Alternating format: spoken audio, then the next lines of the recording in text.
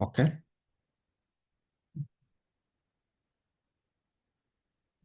I can still take that at the end. They're not here. There are some schools that were running also some defenses. That's okay. All right. For now, I want to go into the first training, and that is the citation use of the citation management software, Sotero, and that will be undertaken by Dr. Ruto, who is from the library, University Library. Dr. Ruto, can you hear me? Yes, I can hear you, Mm. Doc. Um, Sorry, you uh, cannot see my image because I changed it's to another okay. computer. That's okay. Remind me your doctorate, Dr. It was in information science? Yes, information science. Information science. Okay. Thank you so much. I appreciate your participation and your readiness to be able to train us through this. So please, over to you. Thank you so much, Dr. Cheboy. And thank you everyone for joining this meeting. You can see we are a good number, 170 something. That is quite a good number. I'm just going to spend a few minutes just to introduce us to a citation or referencing software, which could be new to some of you, maybe not new to a number of you. So, but because of time, I'm not going to go into extreme detail because we do not have a lot all the time. So I'm thinking about the beginner, and I do not want to bring in anything that will be confusing. I want to bring out something that is quite straightforward so that you can be able to proceed on from there. So for those of you, I'm sure all of us, since we are writing papers, whether it's a journal article or you are writing your thesis or your proposal, we do that referencing, we do the citations. And at this level of postgraduate studies, you know that the issue of plagiarism is a big one. So we are supposed to present our work as original work.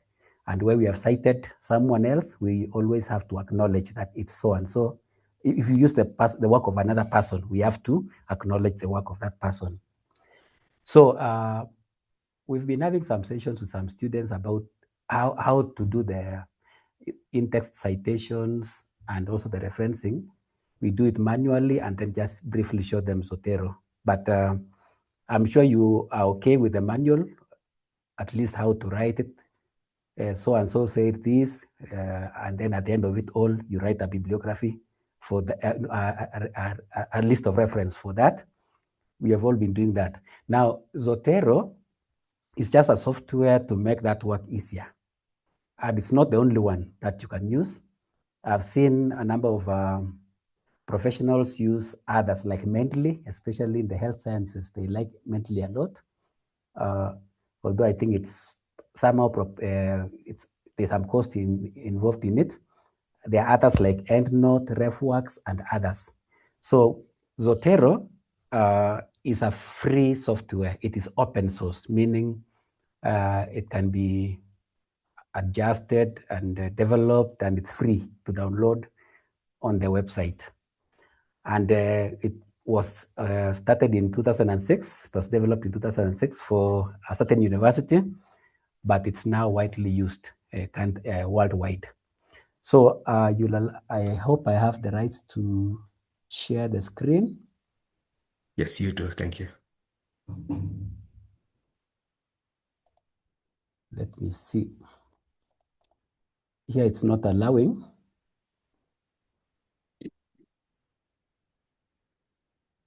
I'm not sure whether you can prompt something.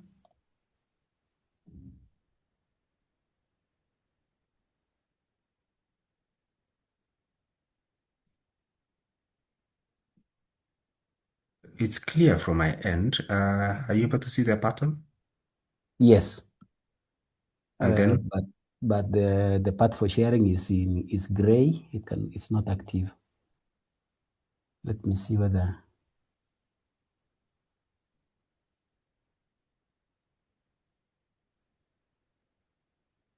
Yeah, still having the same problem. Okay. I'm okay now.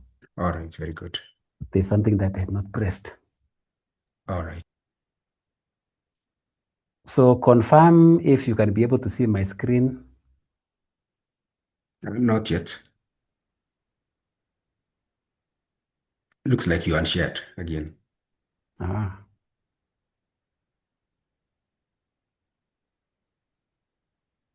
Not yet. okay, let me stop sharing and then reshare.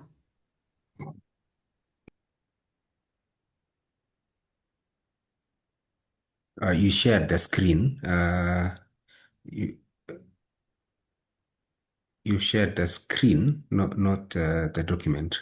Recheck what you're sharing. Okay, because what I want to do. Okay, we are paradise. We are at the Google, yes. Yes, that's what I wanted to share. Okay, very good. Okay, so I'm going to quickly cover about 5 areas. The first one is on downloading, how to download the Zotero. I think the director of postgraduate studies had advised that you install ahead of our meeting. I'm not sure whether some of us installed, but even if you had installed, since we are not able to follow up the practicals, it will drag us a bit. I'll just go through the demonstration as you check what you have on your screens. So the first thing that you have to do is to download, and you don't have to remember the website. Just type Zotero download.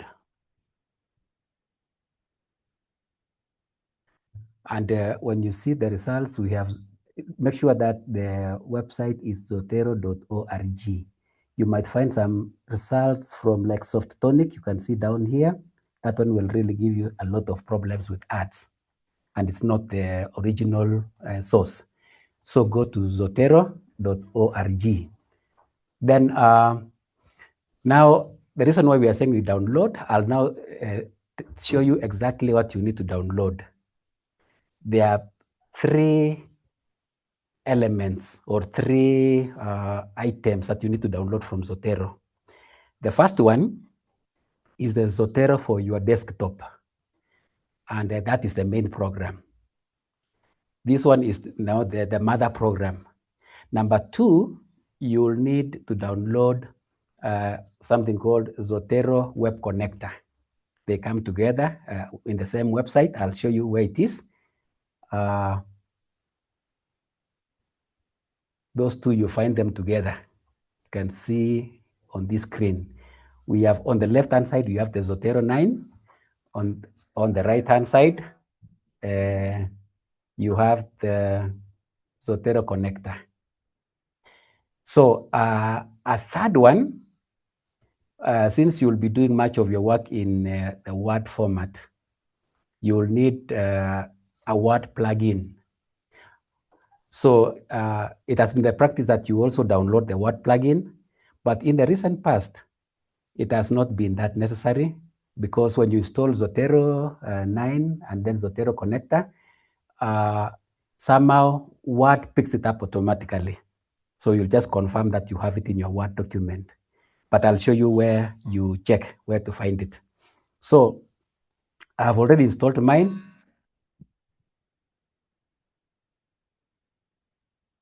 I've installed mine. So Daktari, 1 minute. Let me just interrupt the session briefly, but just.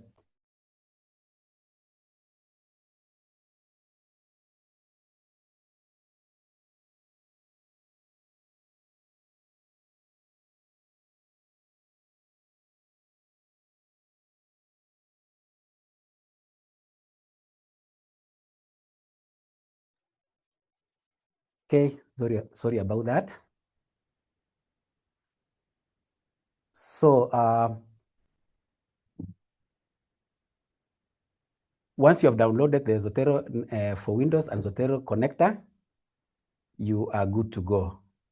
Now, before you open any document or start using Zotero, make sure that you have opened the Zotero app, the main app for the desktop. And it usually appears like that. Now, what you see here, since I had a few resources here, that's why you see it like that. But usually you only find this folder, my library, and these other folders. The one I have indicated, trial, is one that I put in. Now, if you have another, maybe you want to do your paper, you can always go to new collection here. And when you click that, it will allow you to create a new folder. Maybe let me call it Postgrad, and then you can create a collection, then it will be added there. So in future, for anything that you search, you can be able to save anything on that folder or any other folder that you like. Now, what I would advise is there's no way you can say you are using Zotero at the beginning of your research, and then after, when you are halfway, you say, no, I don't want to use it. You want to go manual. It will not help you. So if you use Zotero, use it from the beginning to the end of that paper. That's why sometimes it's preferred. You try it out with maybe like a journal article or a research paper so that you get used to it. Once you think you have enough knowledge and you've seen the benefits, then now you can even use it for your thesis. So test it first, and when you see the sweetness of it, then you can use it for your papers. There are some people who never like such kind of things. They just like to do their work manually. So once you have downloaded the connector, what will happen is you will not be able to see that connector maybe as a program, but every time. Dr. Ruto, there is a request to increase the font. I don't know if that is possible. Oh, for the internet, for the website. For the page you are sharing. The page. Okay, and then there is something shaded up zoom, which is a black background. Can you bring that down? Oh yeah. Okay, like Okay, that. very good. Yeah. Okay. Increase the percentage down there. Is it down there? Yeah. Is it somewhere there? Let me see whether there is a place for increasing. Yeah, there is. It's only that when you've not used something for some time, it disappears from your mind. Yeah, that's okay. Okay. Alternatively, you can hold Control, press plus. Let me see. Okay. Control what? Yeah, there it is. Yeah. Okay, very I think good. that's better. That's good. Okay. Thank you for that. Yeah. Okay. You can interrupt if in case there's something else which is not working well. Okay. So you'll not be able to see Zotero as a connector, as a program, but once you do your searches, you'll be able to see where it can be found. For example, I've just done this search, paradigm shift in university education. The reason I've done this is because I'm assuming I want to do my write-up now. And I created a sample write-up so that we are going to now put in the citations. Now, for example, I'm looking for a website which is quite resourceful, like Science Direct.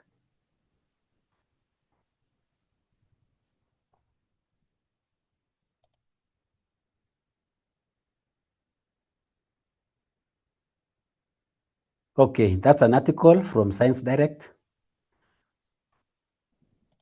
Of course, this one may not allow me. I think this one might require me to download.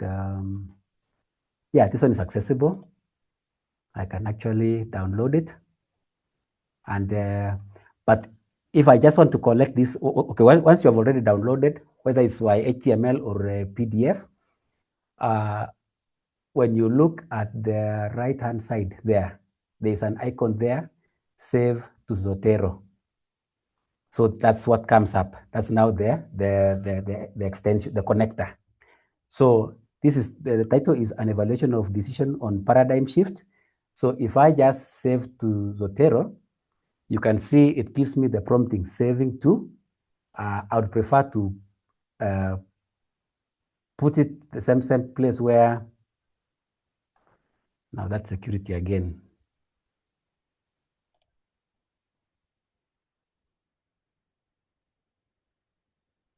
Okay, so I want to save it to trial.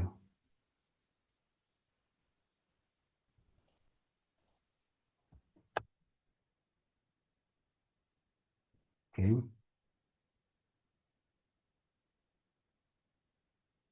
Then you click done. So if I go to Zotero, you can see it's already there, an evaluation of decision making. And on the right-hand side, you can see this is called metadata, or just the bibliographic details for that particular article. So you can have it there. Of course, a time will come when you'll use it now to do your citation. You can see the name is a bit difficult to pronounce, but we are going to get back into that later. So you can do your other, you can read more, get some other articles. Probably, let me just get one more from Emerald.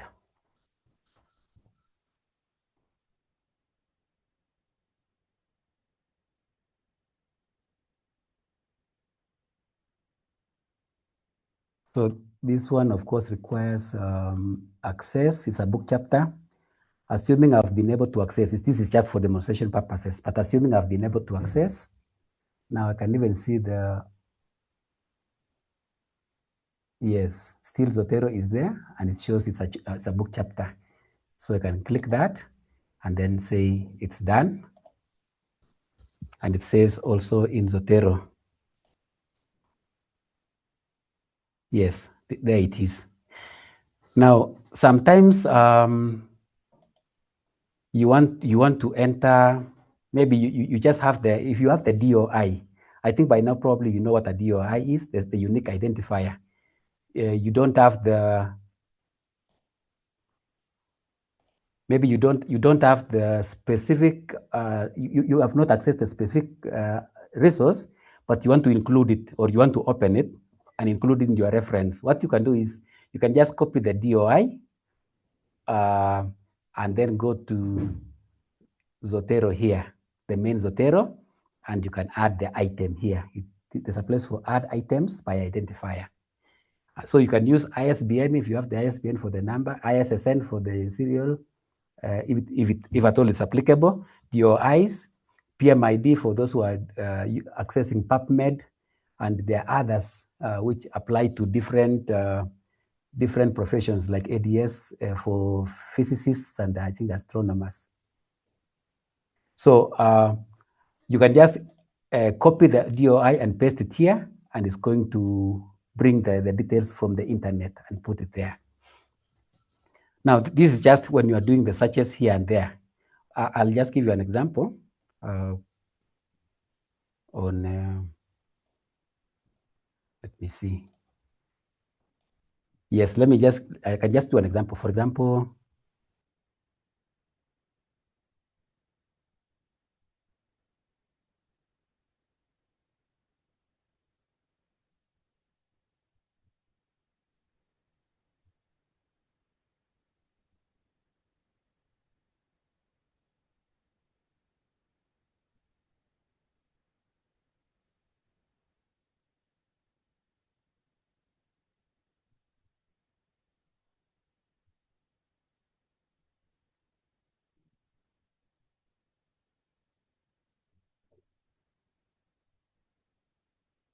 Dr. Ruto, you're muted.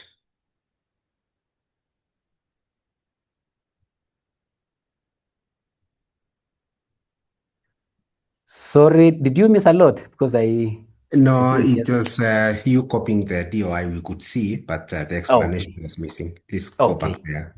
Please Okay. go back there. Yeah. Yeah. So we are here. The details have come. Sometimes, if you want to do it manually, you can use the new item, which is actually the last resort. For example, if your article is not available online, but you still want to add the bibliographic details, since there's no other way of doing it, the painful alternative is to add it manually here. And you can see when you click that, you have several options. You have these templates, book selection, and the rest. So what comes up is just this template so that you key in all the details that you want to key in. But you don't need to do that for now, but it's just good for you to know, because sometimes you can come across something that's not available online, and it will be useful. Okay, so far we have dealt with searching resources on the web, and then using the web connector to link it to click and save it to Zotero main program. Now we are going to our document. Okay. Dr. Ruto, Yes. before you proceed, you can use ISBN number. Let's say a student reads a book online, Yes. and so you can maybe go to Amazon and just pick a book, maybe on education or leadership, and Yes. then Yes. we show them how to input an ISBN, which is Yes. the number for a Okay. book, which is always at the front cover pages of a book. Yes. Yeah. Let me try something here. Yeah.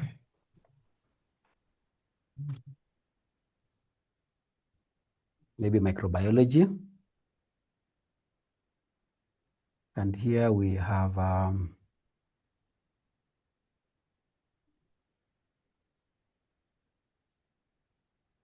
yes, let me look for an ISBN. There's ISBN 10 and 13. Let me try with the 13. It's also down there if you keep on scrolling. Yeah. Yes, at the end of the Page. Yeah. let's see.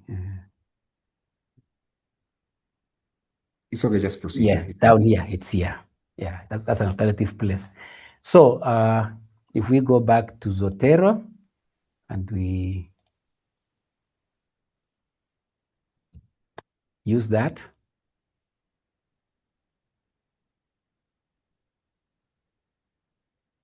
yeah, it could not find the record. I think let me try the ISBN 10. Probably it's not recognizing the 13.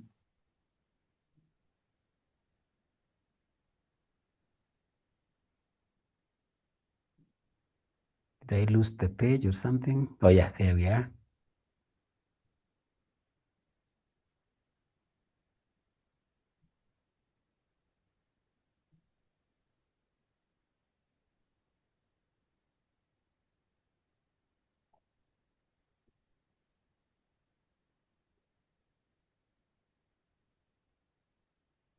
Yeah, it cannot find for some reason. I am not sure, but let's see.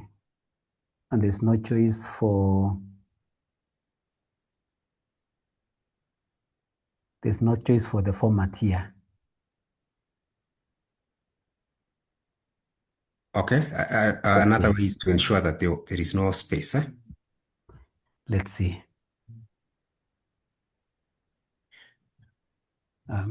At the beginning there. Yeah, there's no space. Just input this number I've picked from Amazon just for demonstration purpose. Okay. 0718 07 40 Yes. 84. Okay, let's see how it goes. Yeah, this one has accepted. So what was wrong with the other ones? Maybe. I don't know. I just brought it from Amazon. Still, yeah. Okay. Yeah, this one has brought even up to the abstract and other details. So at least we have proved it works. The other ones have their own technical issues. Okay, so far we have collected the resources to the software. Now we can now go to the Word document where we have our resource or our research article. So I just created just an example here. I hope you are able to see it. Yes. And okay. So when you do the installation of the Zotero plugin, or when you have done the connector and the main Zotero, what comes up here, you can see there is this side, this part which is indicated Zotero. That's where you click, and you'll be able to now start using it. Now, on the left-hand side, you can see we have some features or some tools. Now, assuming we wanted to, you wanted to work on the first one, the first line that you have actually written down. You have written it down. Where I've put the stars is where you want to actually do your citation. So what you do is you just bring your cursor to that place where you want to put in the citation. And as I told you before, make sure you do this when Zotero main application is open. Don't do it when it's closed. Then, after writing this sentence, you go to the top left-hand side and say add or edit citation. And it opens the articles that you've already put into the Zotero app. And there are two ways. You can do the searching here. For example, Taatila.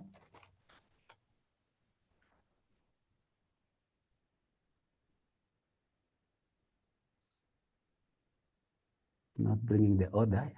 Taatila. Oh yeah, what it does, it doesn't bring it here, but it actually gives you the results for such a name. And here it has only remained with one, which is the right one. And there you can now click Taatila. And then there's a small plus at the end. You do the addition there. When you do the addition, it's going to show that order there. Once you are satisfied with it, you can click the arrow here. And you can see it has already added that.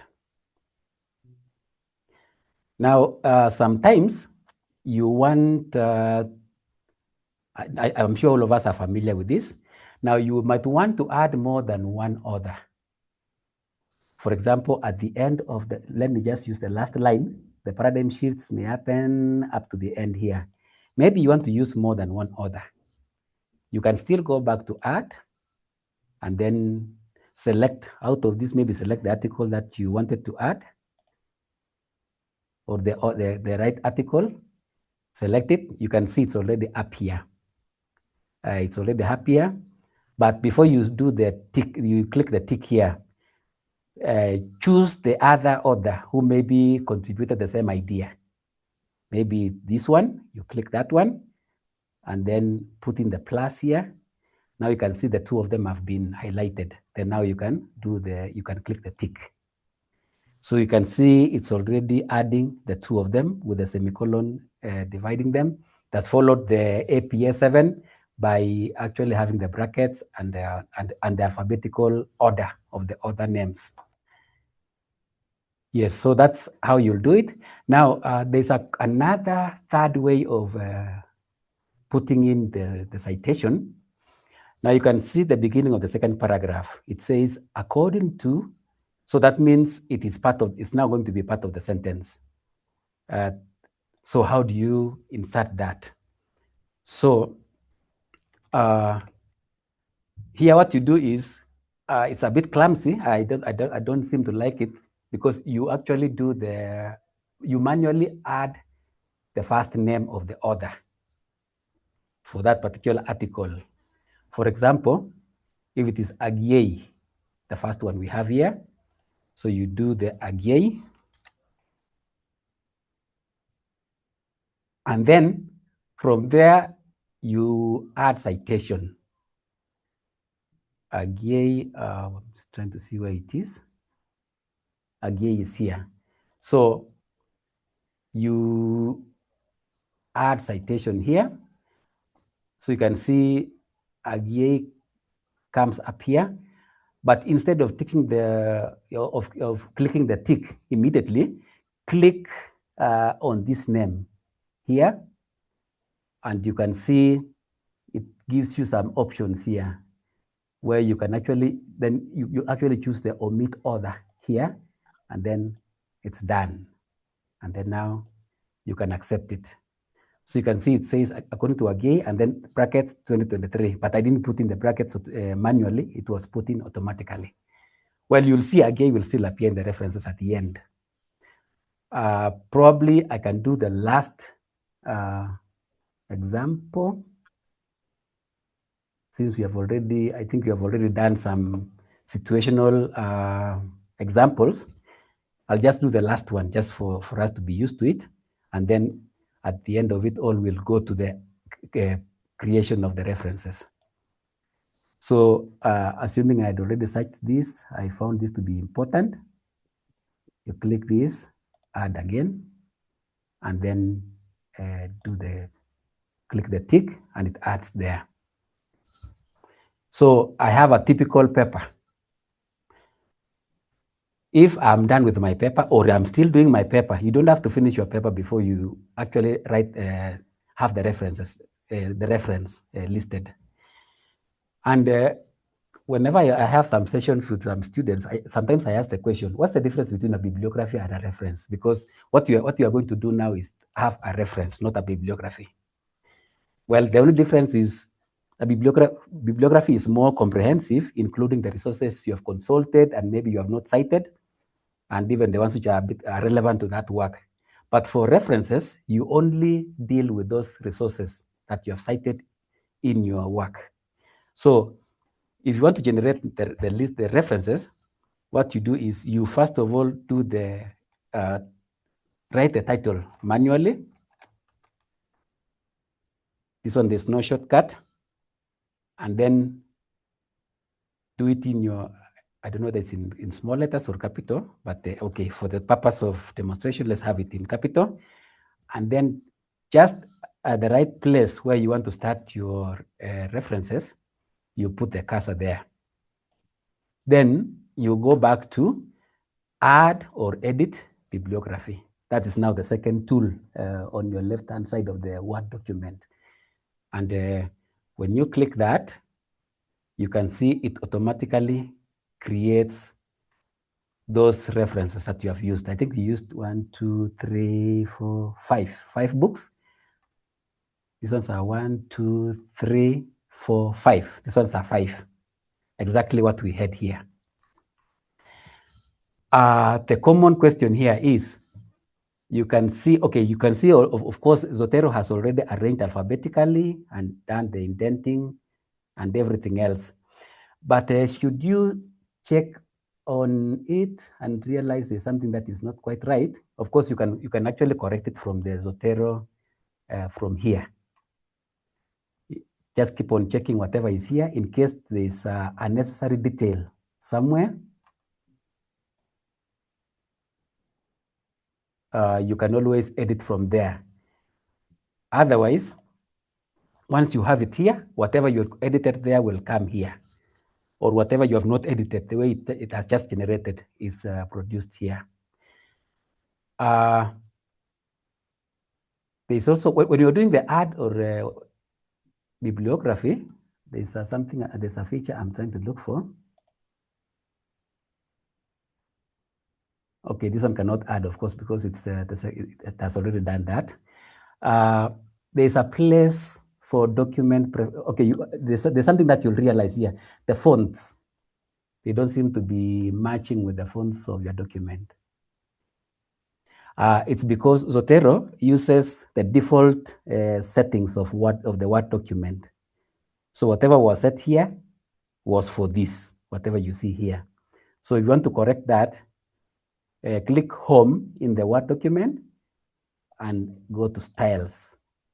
and you'll have these many styles. Then go to subtle reference or intense reference. Subtle reference is basically it's just whether it's going to be highlighted more or it's just the layout issue, whether it's subtle or intense. But when you click the drop-down menu here, you can see a place for modify. So you'll be able to modify your fonts.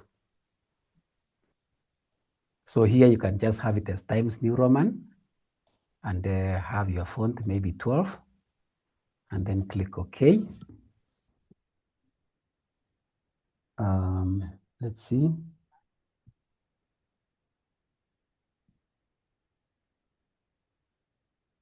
Yeah, and then it's like it has not, it's still in Calibri, so it has not really done its work. So go back to styles.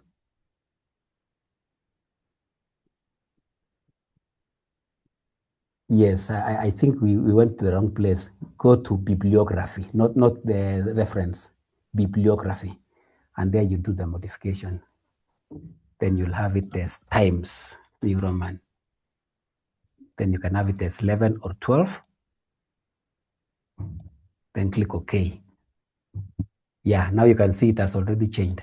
So it's not really it's not on the references, it's on the bibliography. Let me to do that correction. You can see it has already corrected. It is now okay.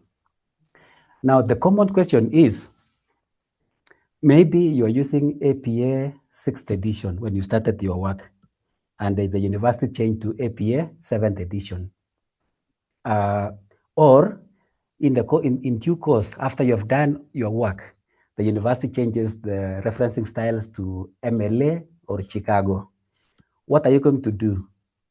Well, you just go to document references here.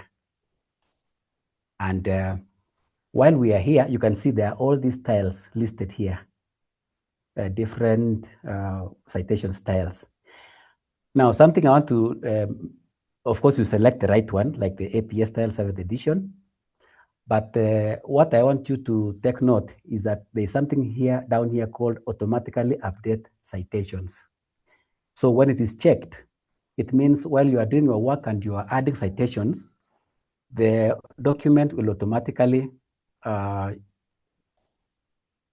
update what you add in. Maybe just as an example, let's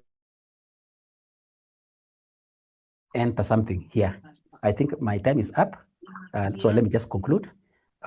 We can be adding, let's just add one as an example. Here you have already used that, so let me look for something different and then add that. Okay, you remove one of those. Yes, now you can see it has already added Schippers there. And when you go to your references, Schippers has already been added. Otherwise, if you do not select that one by any chance, it means you do not, what you need to do is just go up here and click refresh. Then it's going to refresh the references down here.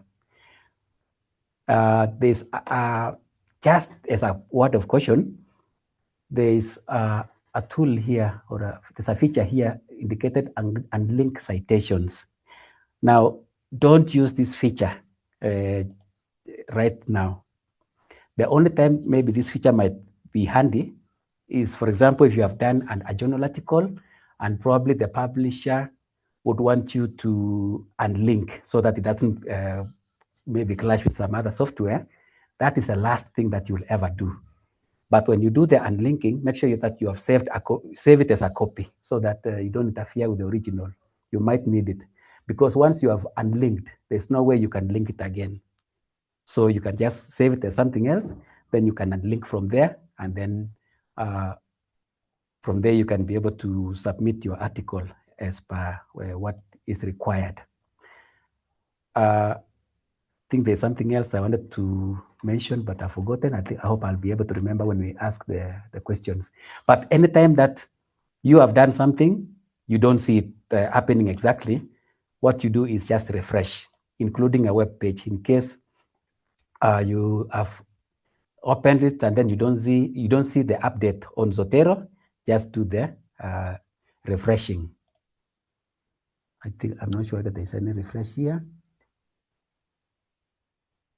It does not occur here, but it occurs in especially in the websites when you're doing your searches. So there's a way in which you can be able to, let me see, yeah, this way I wanted to reach. There's a way in which if you don't see this Zotero icon here, you can actually pin it there. You just go to these dots here, then go to extensions, and then manage extensions. Sorry, this one might take you a bit faster, but just to give you an example. And from here, you can see Zotero is one of them, and we have other extensions here. Now, since I'd already put it there, I don't remove it. I have it there. In some situations, you actually do the pinning so that it comes to the page. But for here, you can just leave it the way it is. Don't remove it. It remains there because it's already being useful there. Okay, that is it briefly. I don't know if there are questions. Dr. Cheboy, I'm not sure whether it is clear. Maybe we can get some feedback. Very, very wonderful. I think there are also things I've learned. I've used Zotero for over 10 years, but I think there are aspects that you've highlighted very well, very clear. So there is a question. I had answered some of the questions. There is a question by Catherine. How does Zotero work with Google Doc? I don't know if I understand that question very well. Yes, I have understood it. Okay, very good. Yes, Zotero works with Google Docs. That one I've not explored it, but I've seen it work. And I tried it a bit, but I didn't go far with it because I didn't think it was that necessary. But it does work with Google Docs. And I would request, maybe for more details, you can check YouTube, check on Zotero tutorials, and preferably the more recent ones. And you can even check on Zotero for Google Docs, and it will show you clearly how you'll actually be able to use it. Even what I've just presented right now, there are so many videos on YouTube. You can just search Zotero tutorial and then search the more recent ones, and you'll really learn a lot. Yes, I've remembered what I wanted to mention. Since there are people who are okay with using Zotero, but you have different gadgets, or you keep on traveling from one place to another. Now, you can actually sign into Zotero. You can create an account. Then when you have the account, you enable the synchronization, the syncing, so that you can be able to open Zotero in any gadget that you have, and it will just bring out what you had already done before. That's another option, but you can, in terms of how to sync, you can still check any video on YouTube, and it will explain that. Thank you so much. That's actually very straightforward.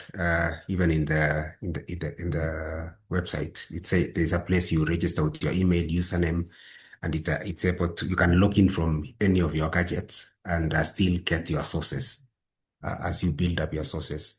Okay.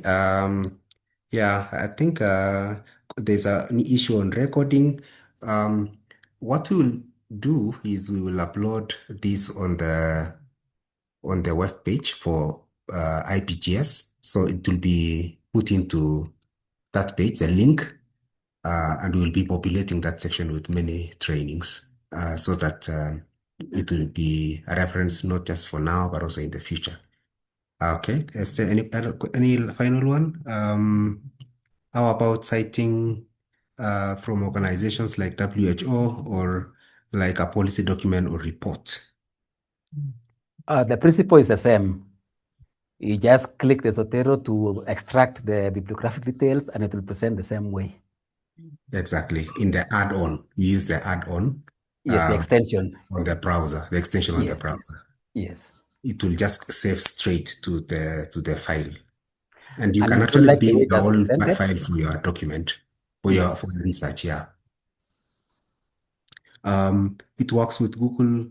Okay, Sapwa, that's good. It works with Google Docs. Once you configure with the Chrome, it automatically opens the Zotero or the Google Docs. I've just done it now and it works. Thank you, Sapwa. Thank you for that. Very good. Yeah, thanks for the Catherine, I hope information. you're able to check that. Okay, Wendy, you're saying citing, it's not clear. Thank you for that presentation, Dr. Ruto. Is there a link? Is there a way to link between Zotero and AI?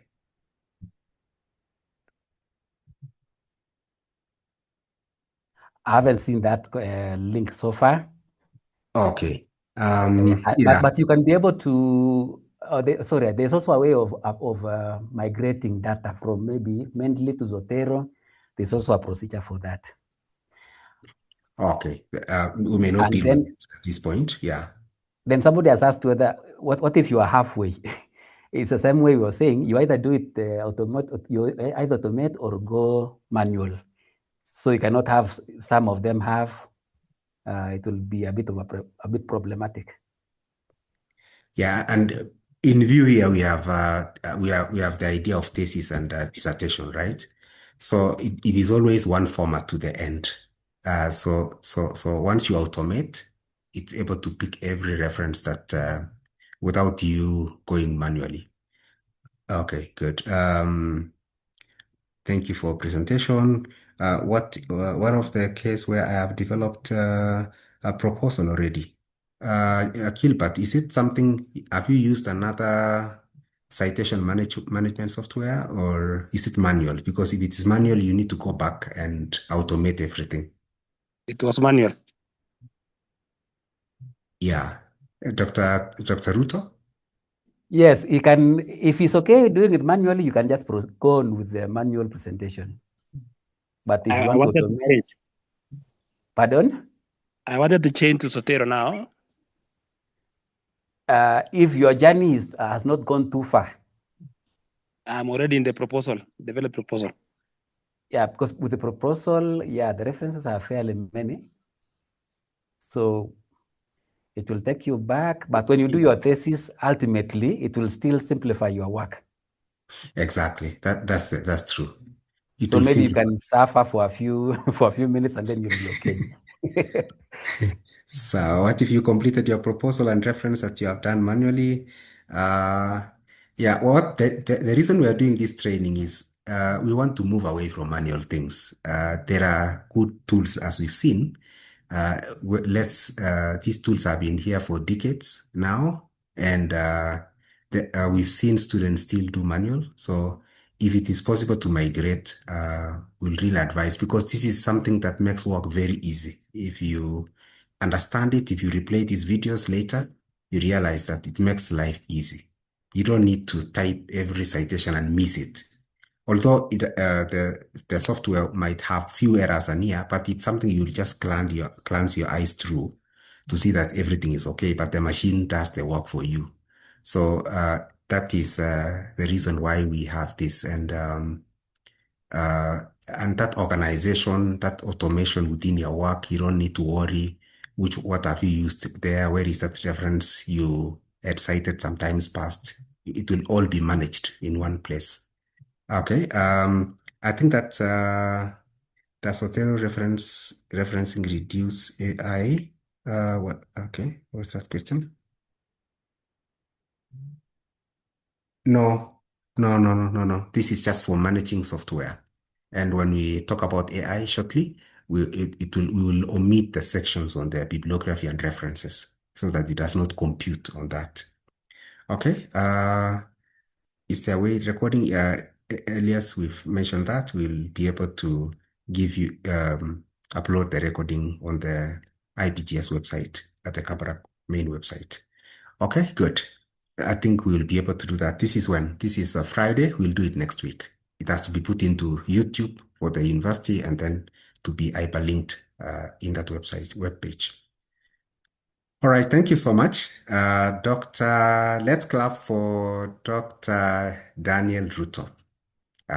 You've done a very good job, sir. We really appreciate. This will be referenced for many times. Notice now. Thank you so much. Asante I think sana. the time is up now. We'll be eating up the presentations for the next presenters. Okay, thank you. We've learned a lot and we appreciate your efforts. Thank you. So thank you so much. Now we go to the next presentation.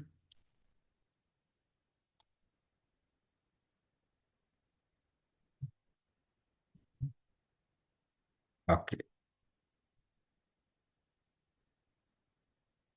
Okay, the next presentation will be done by Professor Karume, who is the director. Professor Simon Karume is the director, Kabarak Odell, it's online directorate, and you will be able to also train us on the responsible use of AI in research.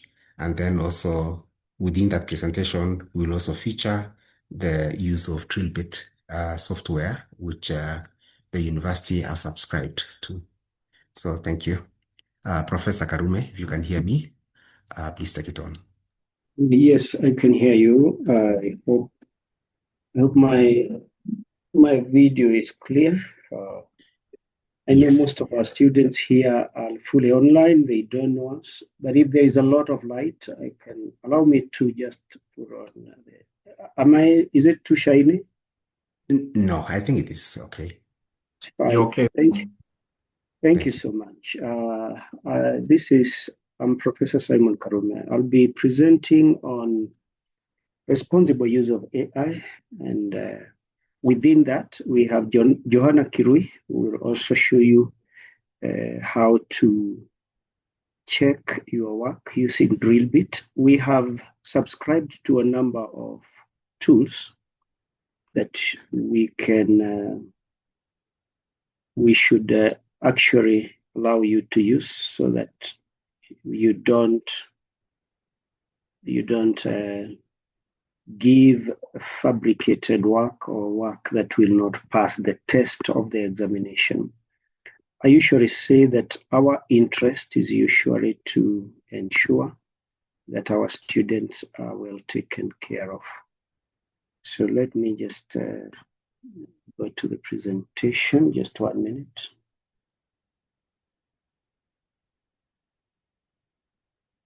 So I'll do a quick presentation. I'll do a demonstration of how to misuse AI. But to begin with, I would want to show you most of you may not be aware that we do have an AI policy as Kabarak University.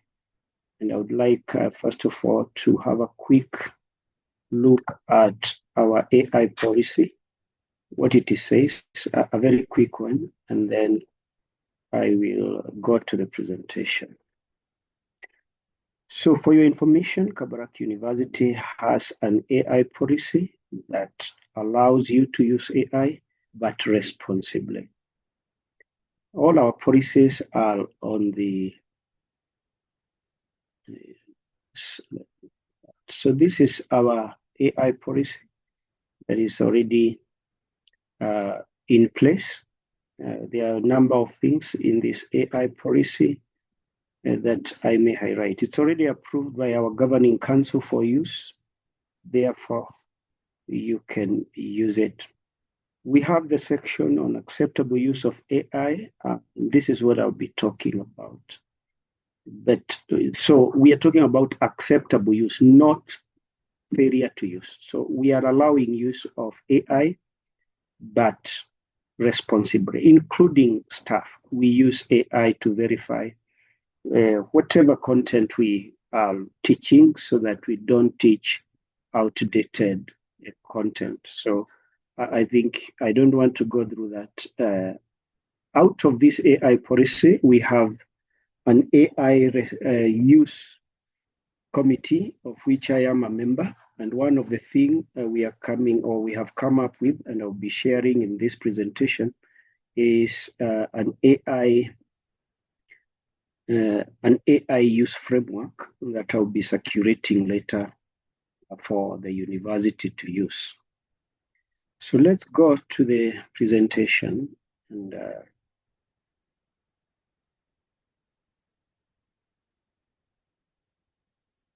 right, so I'll be talking about responsible use of AI in your postgraduate studies. And that's my name. I've already introduced myself. And why does this kind of presentation matter? AI has changed the way we do research. Postgraduate students can now use AI for different things: your literature review, your academic writing support, data analysis. I'll be highlighting on this because there is a lot of misuse here, because AI can even generate data for you, but I'll be showing you how it can cheat you. It's a very good in cheating. Brainstorming, these are the best use of AI. Brainstorming your research topic can be a very good. I like this, and I always guide students. When you're getting a topic, it's good to use AI to brainstorm, know what exists, what doesn't exist, and so on. Brainstorming your research design, and also information management. This is a very good way of using AI. The very tricky area where I use AI is data analysis, academic writing, and literature review. These three here are very tricky.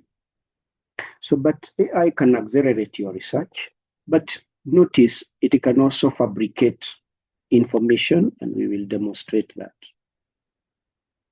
Now, remember that AI is a tool.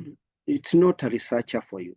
What we have observed of late is that students are just using AI to do research for them. But I will demonstrate to you that we have ways of noticing that you have used AI to generate your work. And we will show you how to avoid that. So you bring your ideas, come in with your ideas. With AI at the end, I'll be showing you the workflow of how you would use AI, not just tell it to generate for you, papers and so forth. AI is an assistant. It provides you with support, suggestions, and information, but this is very critical. Make sure you verify.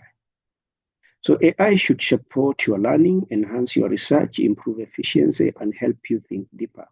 But it should not replace your judgment, write your work for you, and this is where a lot of hallucination happens. Fabricate data or sources, very tricky here.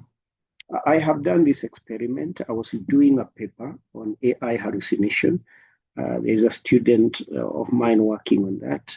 And I gave the AI and I told AI to generate data for certain things, and it generated data. That was, it was a research. I was just researching on how AI fabricates, and therefore I was able to get data. But that data, then I went back and told AI, this data is not genuine. And then AI would say, yes, AI is not able to get behind the web and get data for you. So be presented as, don't present AI work as if it is the author. But it is good, a key message is that the AI is a powerful tool, but you are the mind behind the work. Appropriate use of AI, the acceptable use, that AI can be a valuable assistance when used ethically and responsibly.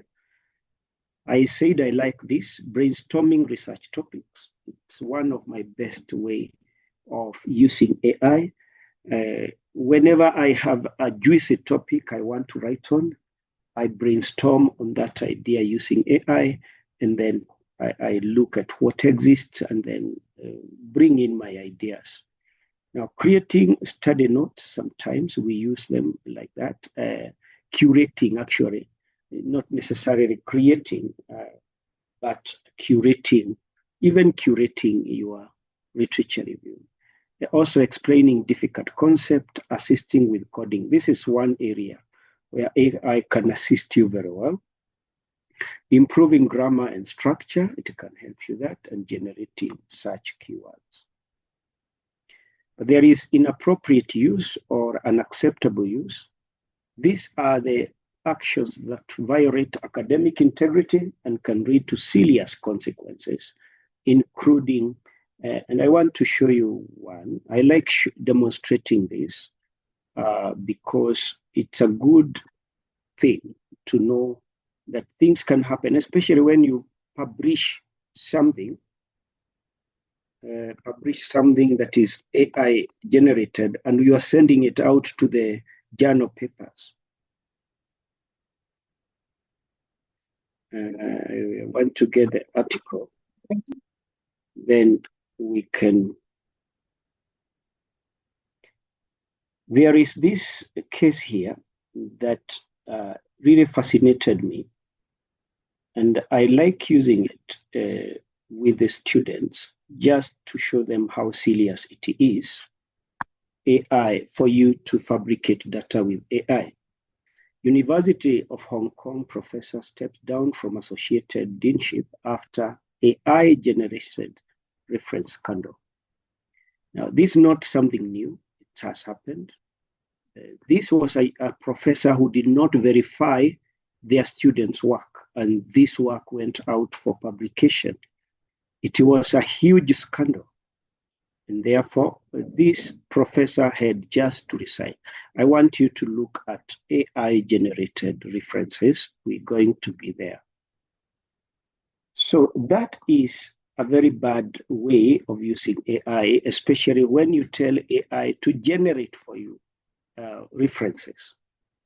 Using AI to write entire chapters, it's not acceptable. Fabricating data with AI, generating references without this is what brought the professor down. Using AI during restricted examination, of course, this one we look at this during. We have responders. We have caught students online and responders. I'm not able to go behind the scenes, but last semester, one student, definitely, we canceled results. Why? The responders was able to detect the use of this AI and flag you as high. Responders will always tell you the flagging of this student is high or is low. Students who are doing genuine work, it will always indicate low. One of the things that responders will do is it can ban you from using that. And once it bans you, it can only refer you to your admin, who is us. So that is very serious. Now, I want to just highlight AI hallucinations. What are AI hallucinations? AI hallucinations occur when AI generates information that appears credible but is false. Examples: fake references is very common. Fake quotation, fake statistics, fake theories, fake URLs, like DOIs. When you're generating DOIs, it will give you very fake ones.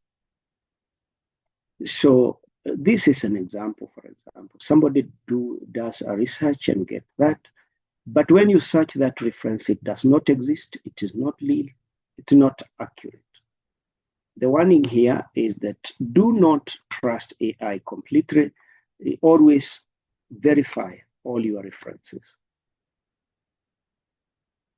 Now, the next is hallucinated references. This is an example of a hallucinated reference. I'll be showing this practically at the end, how we do this when I get work and how do we detect hallucinated references. We will use AI itself. For example, I personally use ZeroGPT to always detect. It's an AI misuse detector, but also in the universities, Jonah will be showing you how to use Drillbit, but Drillbit will not detect hallucinated references. So when we are marking these things, we go a step further, and I will show you how. Okay, these are normally when detecting hallucinated references, there are areas. The first stop is Google Scholar search. Google Scholar is the largest database, and therefore, if it cannot be found in Google Scholar, then it doesn't exist. So even if you have not provided DOI, we'll always be able to check this. Use Google Scholar, Scopus, or closely search. This will help you to really get whether references exist or not. But when you get no record found, then please avoid. Learn away from such references. Don't include them in your research. How do these hallucinated references occur? One, you prompt AI to give you references of a certain topic. That's not the way to do it. The way to do it is start by getting references yourself. Don't tell AI to get them for you. AI will always predict text, and it will generate text based on patterns. And therefore, after that, it will go and check some reference somewhere and will give you something. You are going to trust what it has said. When it comes to the examination and we expose your work to the multi-layer framework of testing, then we realize it is fake. This has happened in some examinations that we have been doing, and it is normally painful, especially at the thesis level. At this point, we are a bit genuine by guiding students when we detect that. At one point, it's going to be overwhelming and it's going to be difficult. It's going to take a long time before you graduate. AI predicts likely text patterns. It does not know whether a source exists unless you verify. So AI will not know whether a source exists. How to verify your references? Golden rule, never cite a reference you have not personally seen. So verification of references will protect your credibility. Open the article first, read the abstract, verify others, verify DOI, verify journal, verify publication year. Make sure they are all verified. We have some trusted sources where you can get your databases, you can start from our library.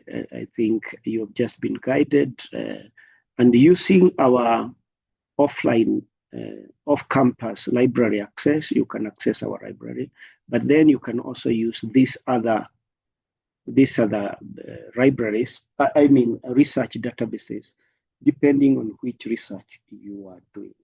So avoid blind AI citations. Unverified PDFs. Sometimes you use there is XAI. I think there are databases which contain references that are still under review, and sometimes students end up quoting those ones. Now, we will be releasing this framework very soon on how to verify the detection framework. And the way we go through it, especially, it is for guiding examiners, but it is also for guiding you to know that we will go an extra mile to check your work. The message in this is that detection is not tool-based. There is a tool we are going to show you how to use, Drillbit, but it is not final. I will not show you real documents that I've tested, but I will use samples that I have actually tested. And after Drillbit say it is 8% AI, I end up getting about 40-50% AI using other tools. So it is not tool-based. It is supposed to be evidence-based. Don't just depend on tools to tell you it cannot see AI. You need to go deeper. So, but this is the approach. We do tool screening. That is, when you send your document, IPGS will take it through a tool screening. We are considering allowing you to be able to do a screening yourself, screen your work, but don't trust this. Then there is human forensic. This is you, verify everything. Then when you come to us, oral defense, we are going to ask you questions. I also do, when the document comes for examination, we do human forensic review, and we are going to check using various approaches, as I'm going to demonstrate. Then oral defense, I'll ask a few questions to check whether you understand this work or it was purely AI generated. And then I will classify the evidence before I either fail you or pass you. Now, the 4 layers, the first layer is use AI detection tools and similarity checks. That is the drill bit, you'll be shown that.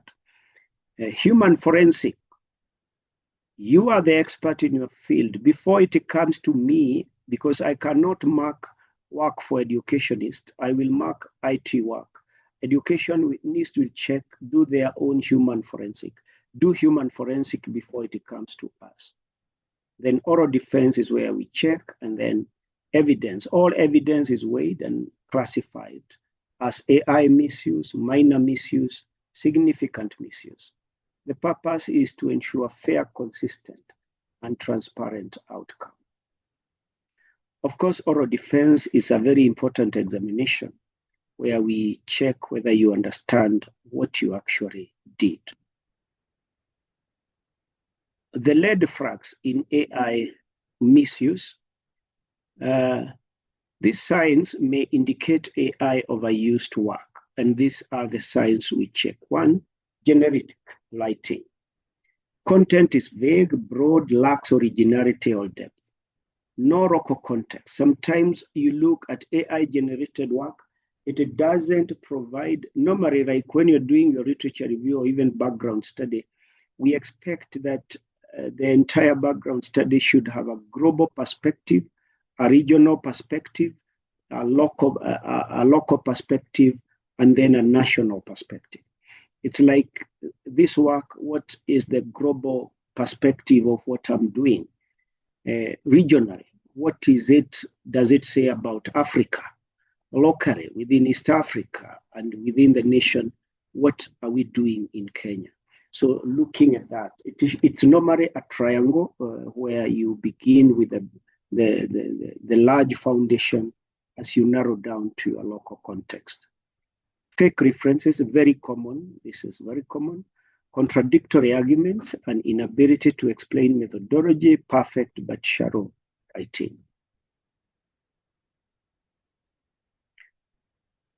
Responsible use AI checklist. Always ask yourself, did I verify all references? Did I read cited sources? Can I explain every section? Have I disclosed AI use if required? Is the final intellectual work mine? I'll show you this. I recently did a project that I am currently about to launch, and I used AI, but at the beginning of it, I have to own up and say, on this section, I used AI to do A, B, C, D. So before submitting any work, you need to ask all this question. Is the final intellectual work mine? Do I own it? Now, a practical workflow, I think this one, I'll not waste time. You have been guided many times that begin yourself from your, look at where AI comes. It is number 4. Do the research questions yourself. Do literature search. Get scholarly sources. Read those sources. Use AI to summarize. A good example is upload those papers, for example, in Notebook LM, and ask Notebook LM to summarize for you the main points in line with the topic you're doing and what are the emerging gaps, something like that. But you have given the actual papers. It is not, you are not telling it to search the internet for you because you have already done number 1, 2, and 3. Don't tell AI to give you a topic, give you literature review, give you sources. No, it's going to do a very short work. So after it has done for you, don't trust it, verify everything before you write and then review and you come on for defense. So the key lessons here is that integrity matters and verification is essential. Understanding is more important than the output you are giving us. Human judgment remains central An AI is a tool, not an author. I've already talked about the preferred approach here. Search for authentic sources, verify those sources, build your evidence database. You have already been shown how to put them in Zotero. So put them there. Then come to the AI with what you have already, and then upload them to AI like Notebook. I love Notebook LM using it. I also like using ChatGPT. They give they summarize well, but these others are also good. You can ask AI to summarize for you key findings, compare others' arguments, identify research gaps, extract. Notice you are already telling it that from what you have uploaded. So explain complex concepts and generate themes. Now, what are the themes going to do? You can generate themes based on your objectives, so that, remember, your literature review will be thematic based and aligned to your objectives. So you would just generate themes aligned to my objectives, which you have already given it. It will do that. So think critically. Always ask, do the summaries match the original papers that I gave? Do I agree with the interpretation? Are there contradictions between studies? What is my own analytics? Then you can now write your thesis yourself. Don't ask AI to do it for you, but AI can still help you with the structure, language, editing, proofreading. But remember, AI should not replace your critical thinking. AI should not generate references that you have not verified.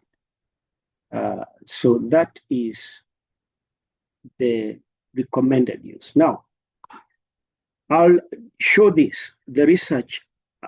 Assume a research proposal. I've taken a generic topic, cyber security framework for SMEs in Africa. As an examiner, I'll do a reference audit. This is where I start myself. I will get the IPGS report, and they will tell me, yes, the student's work is 8% AI generated. But my role as an examiner is not to trust that. I will do my own audit using AI also, because there are AI tools to audit very fast. I'll check existence of resource. I'll classify my resources, what is verified and potential hallucinations. Then I will go this physically myself. I will not still trust AI. I'll go to my audit, do everything, and I'll categorize my findings. Let's do that right away with research, with some generic work that I have identified for the purpose of this. So I'm going to get some generic work. I'm going to go to 0GPT, and I will do the verification here.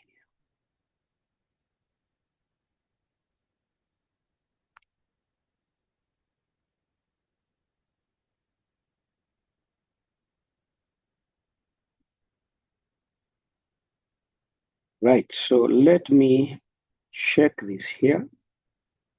Let me share before I upload.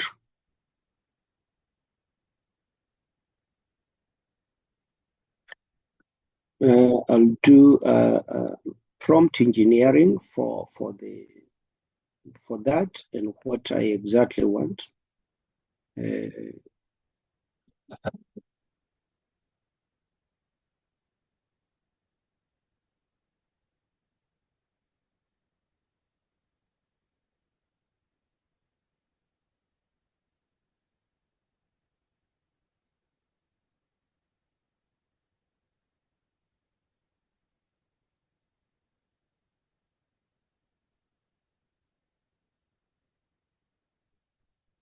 So I've uploaded my work, and I would like to do a reference audit.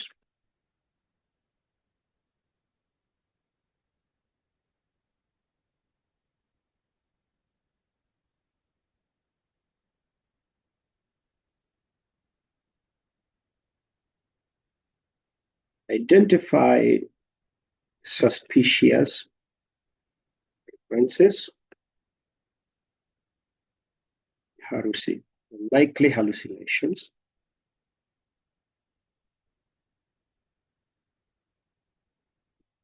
and references in text citations not in, I can use the word bibliography. You have been already told the difference, but I will use bibliography, but I mean reference list. It will just understand. I will check this and identify any probable flagged hallucinations.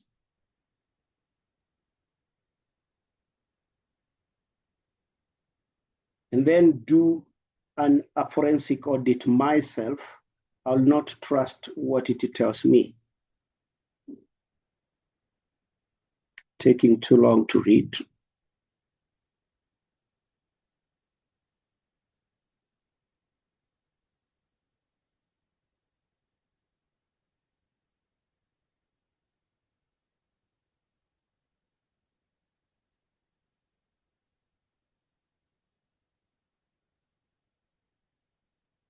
I stopped sharing because I think my laptop has a memory lag. So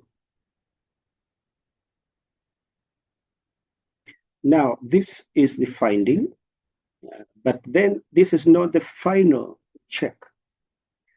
I performed a leaflet audit of the proposal. The bibliography contains numerous indicators of AI-generated fabricated references, as well as inconsistency between in-text citation and the reference list. High-risk references likely to be hallucinated, generic author names, and so forth.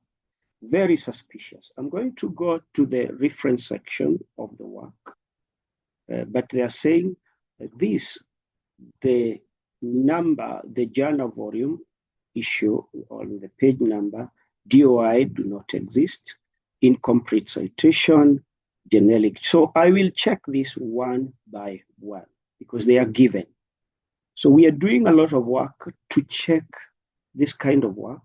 Let me go to the check itself.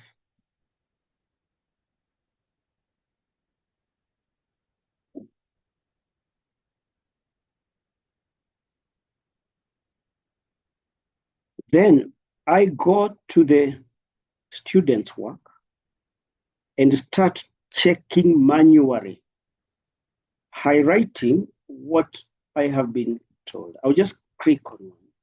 This is considered hallucinated, so I'll just click on it. And you can see it says error.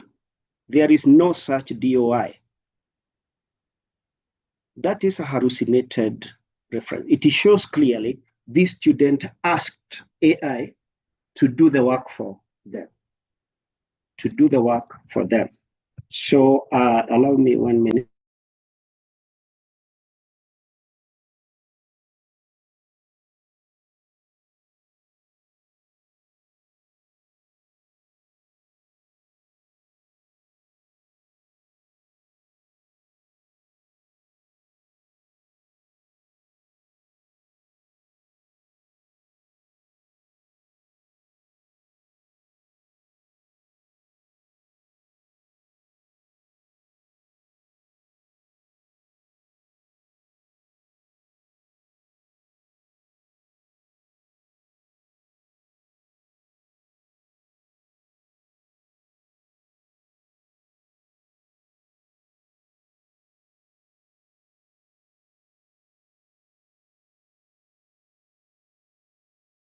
Sorry for that. Let's do another check because I had done that and I had verified that. So I want to do another check on the same document. Now I did this. Let's check this other one. It was flagged. So I go and check. That's what I get. Not found. I can go further and check use my Google Scholar. That's what we call AI. And you see, mind you, this work, already Drillbit had given this work 8%. So Drillbit, don't trust it.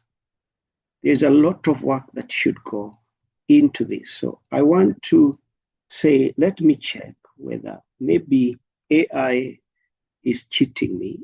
And I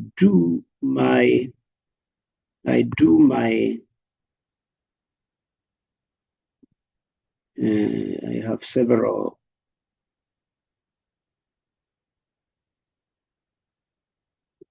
So I want to do my checks using the Google Scholar is the largest, and therefore, I don't know what other examiners do, but as for me, I always verify on Google Scholar. If I can't get it here, and it has told me the paper is non-existent, I will discard. You see, it can't. When you paste a paper, very specifically Mwangi, it is, and instead of bringing the exact paper, it is bringing so many other papers, then that is wrong. That is totally wrong. So that is a clear indicator that that was fabricated work. And this is one way to show that AI actually can cheat you. It can cheat you. So we are not going to trust tools. I hope Jonas is in to show you how to use Drillbit. Drillbit is the first check, but then later you need to do your own manual verification. You need to do your own manual verification. So let me just conclude what I was saying. That was just a small demonstration. Before I leave that to go to the last slide, please check Notebook LM. It's a good one. It will always allow you to upload research that papers that are of interest to you, and then you can always tell it, give it very specific prompt, like we have said, to get you to compare you existing papers, not to get you the research references. So that is very, very important. So, Prof, before you leave, also there will be some few questions. There are a few questions. Yeah, it's okay, but we still have Jonah to show them. Right. Yeah. So my closing message is that use AI to enhance your scholarship, not to replace it. The quality of your degree depends not on how much AI you use, but on how much understanding you demonstrate. And of great importance is, especially when you want to publish, I'm very keen to these days. I'm not very keen these days on students putting my name on their publications. I'm not. In fact, I do not want any kind of work that that has not been thoroughly AI checked. Otherwise, I will end up like that professor. And you can see very clearly already we have these kind of things that are hallucinated. So this is what I mean. AI, I like this one because Notebook LM can generate for me even podcasts, but the podcast is based on my work. It will not generate podcast from nowhere. You upload your notes. Like if I want to create an audio podcast for my teaching, I can do that. A good example here is, let me just show this. It's a course here that we are creating.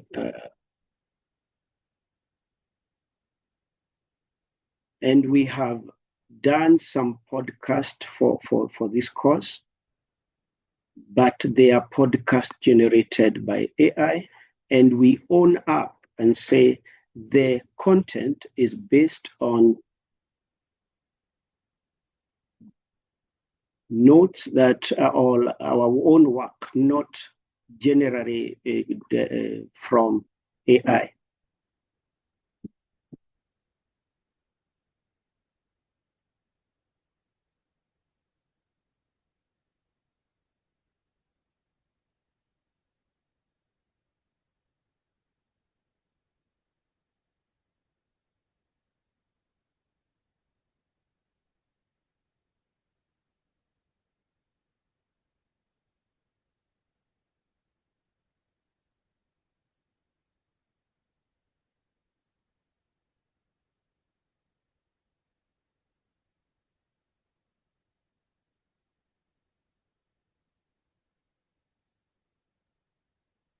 So one of the areas that in this course, training of trainers, that we have used AI in the course is in generating this particular or presenting this particular content here. Let me just share with you.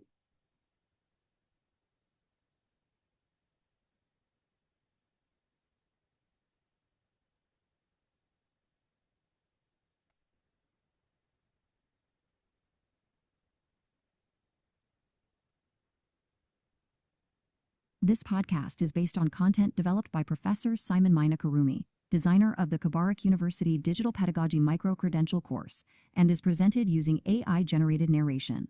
So that the first slide is acknowledgement that the podcast is AI-generated. Because of time, I may not show you other works that we have done, but before that work is published, then there is need to indicate where AI is used, how it was used. What do you attribute to AI? What do you attribute to yourself? I think as we move on and we implement our AI policy, we're going to introduce that part where it is going to be very key for students to own up on the use of AI anywhere in their disclaimer. So, but again, it should not for fabricating data or doing the other things. Thank you. I think that's it. Do we go first of all to Jonah? I think, Professor, there are a few questions. I've tried to answer some of them. Okay, Evan said at times the document misses in Google Scholar, but available in Google. So I think I've attempted to answer that. Google Scholar is an abstracting agency, but if a source is not there, it could, it is there in the internet, but journals are abstracted in these agencies. So now there's someone asking, does Drillbit penalize good writers? Why is the tool very inconsistent? For example, it highlights some text during the first review and leaves others. Upon correcting the highlighted ones during the second review, it flags the ones highlighted during the first search. In this case, the researcher has not even changed a comma. The second one is from Magdalene. When an examiner upholds a student's original work, for instance, ChatGPT, doesn't that contribute to training the LLM, large language model, and increasing the student's risk of failing the plagiarism check, especially considering that the claims that LLMs write like Kenyans because they are trained by Kenyans? And then I will attach that to this question. Why do you advise the use of Drillbit and yet not authentic? So if you can respond to those three questions in a nutshell, then or specifically, then we can proceed. I'll go as number one, Google and Google Scholar. Google Scholar, mainly these are published work that goes to Google Scholar. You know, Google will give you generic work, including websites and everything. It is good to go to research databases. That's why in one presentation, I advised there are certain research databases Dr. Ruto was here. Please, you have been trained how to use off-campus access. We have our recommended research databases, which the university have subscribed, and they are good to always use. So it's always good to use published work, because when you go to Google General, it's not going really, most of the things may not be published. They may just be blogs and so forth. Now, why do we advise use of Drillbit? Yes, Drillbit, we did not say it is not authentic. We said it is not comprehensive, even Turnitin.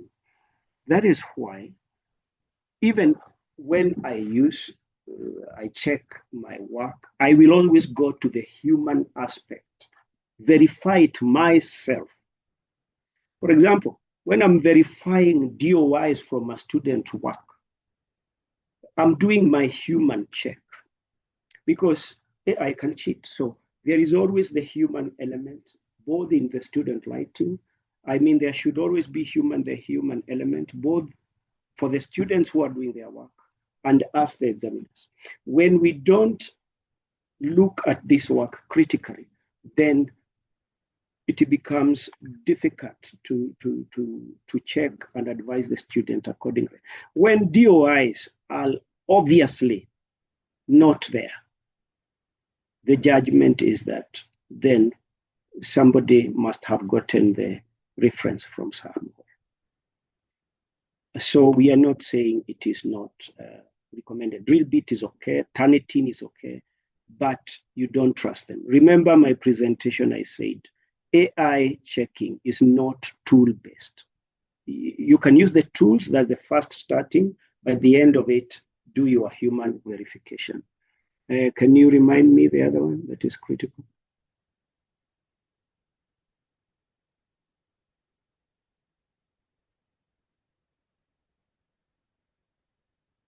Daktari. I think, sorry for that. Recording, Nyawira will avail this by next week, once it's uploaded to Moodle. Not Moodle really, YouTube, and then there'll be hyperlink on the website for the IPGS. We'll send an email when that is done. Okay, I think there is a use of AI to edit work like Grammarly and make a Yeah, that's the best. That's the best. Yeah. I think that's a good one. I have a student using Grammarly, and I've tried to check their work. You know, we do these things we compare even students. I have a student doing Grammarly, I've tried to check, and for sure everything is good. So that's fine. Yeah, I think, Jared, your question has been answered. Professor just used Google Scholar, but he listed several abstracting agencies. Okay, but that's a large one also.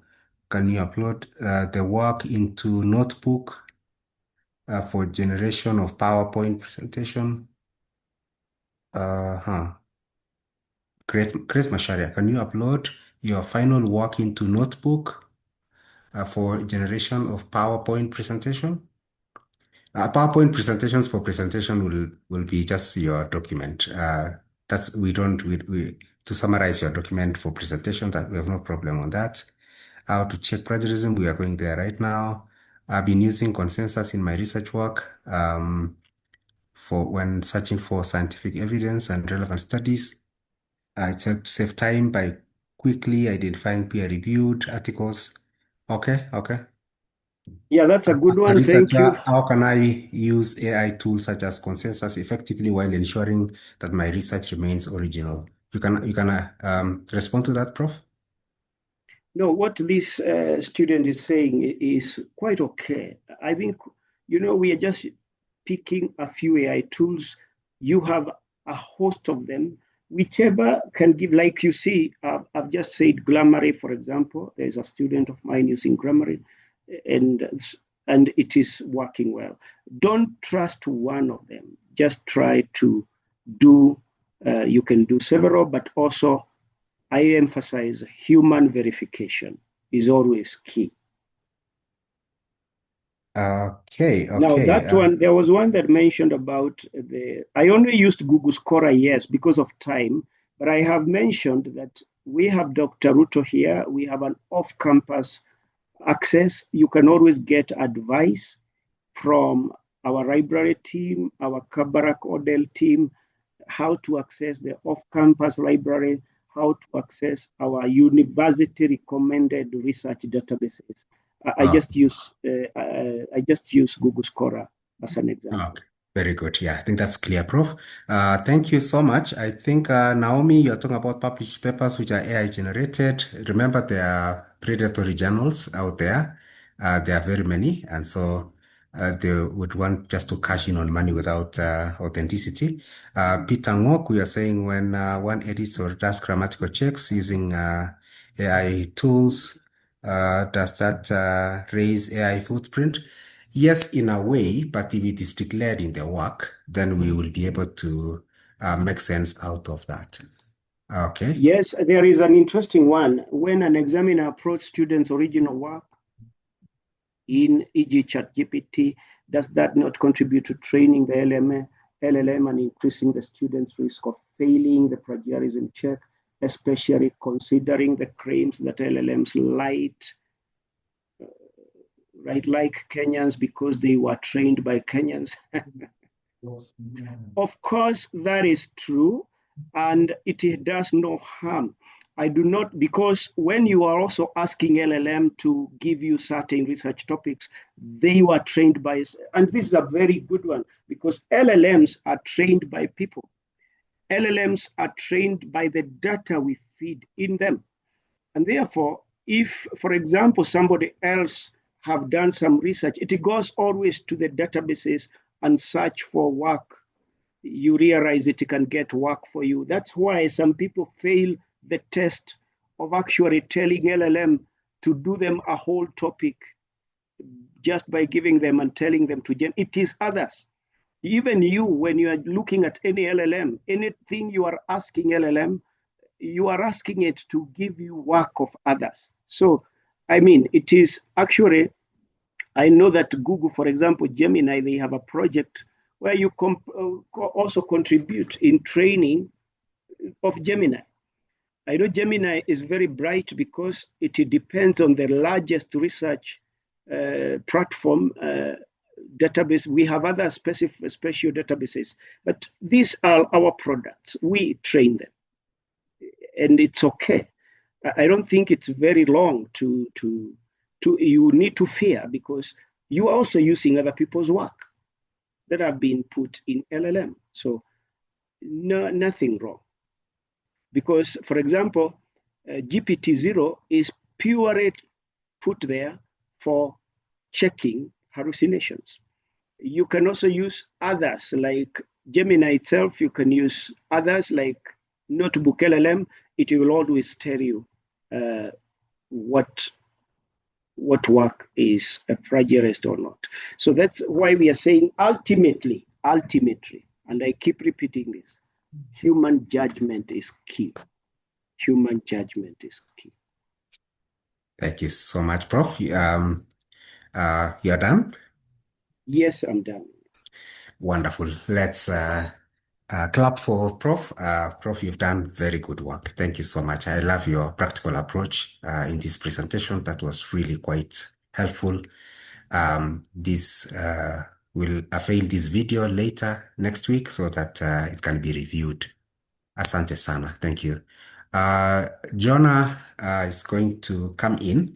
Let me just say we have 3 minutes to the end of the meeting. 3 minutes. Yet we have a brief presentation on the use of drill bit, which is very necessary. Please allow us to extend for some few minutes so that we are able to achieve the objectives of this meeting. But if some of you feel that you have to step out, the recording will also be made available for you. Thank you. So we'll invite Joanna to come in, and yeah, thank you. Thank you for the extension call. and agreeing to that. All right. Jonah, can you hear me? Yes, I can hear you. Okay, very good. Just to give an intro is, okay, just a minute. Drillbit is software that we use to check the documents when you present your work to postgraduate, especially at the proposal level and onwards. It has a similarity index check and also AI checks. And as Prof said, that these are tools that can help us. So it will map areas where you need to relook at. And so that when you are submitting the documents, you are sure that you've looked at all the issues, you've done all the due diligence as Prof already detailed in his presentation. Now, the reason also for this training is that, as I said before, we need to give you these tools so that we'll find a way, we'll give you some login credentials, maybe not today, but we just want you to follow, and then we'll give you login credentials so that you can be using to check your work and only submit the work to us when when it is fully been checked. Now, let's do that presentation, and then I'll also make a summary comment at the end concerning that. Jonah, please proceed. Thank you. Okay, thank you very much.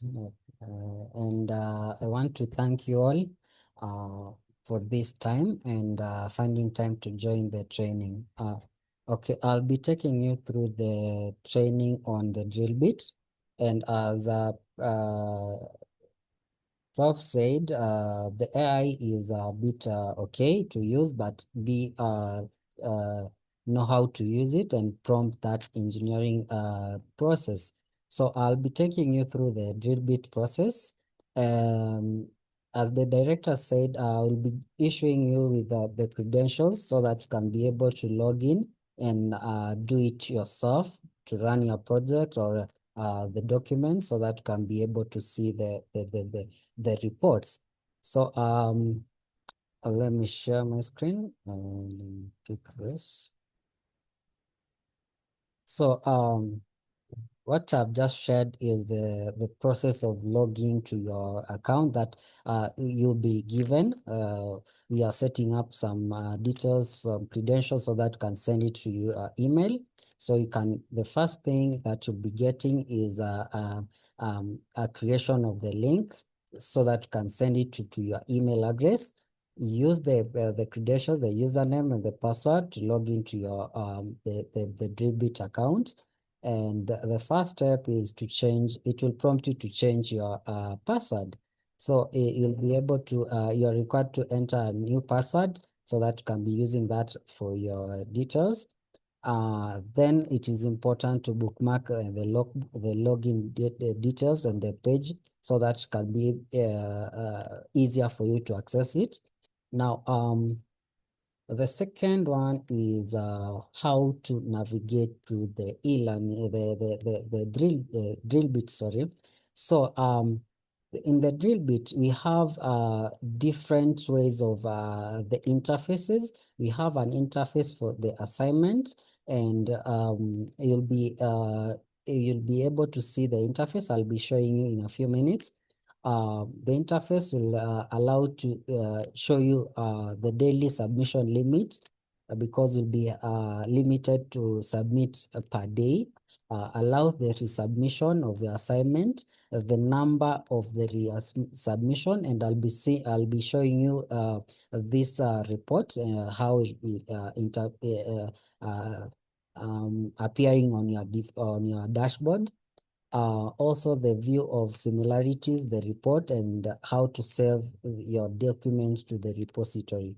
Now, without wasting time, I'll pick this. This is my dashboard, and when we give you the credentials, this is what you'll be seeing: the class, the assignment, the student, the submission, and you can be seeing the submission limit that will be given. So, for example, if you want to submit a document in your the Drillbit account, So you'll have to click on the My Classes, and you'll be seeing the class that has been created. You can click on here, the class name, and now here, sorry, let me just, here you'll now select the folder that you'll be we'll be creating a folder that will be uploading all your the documents.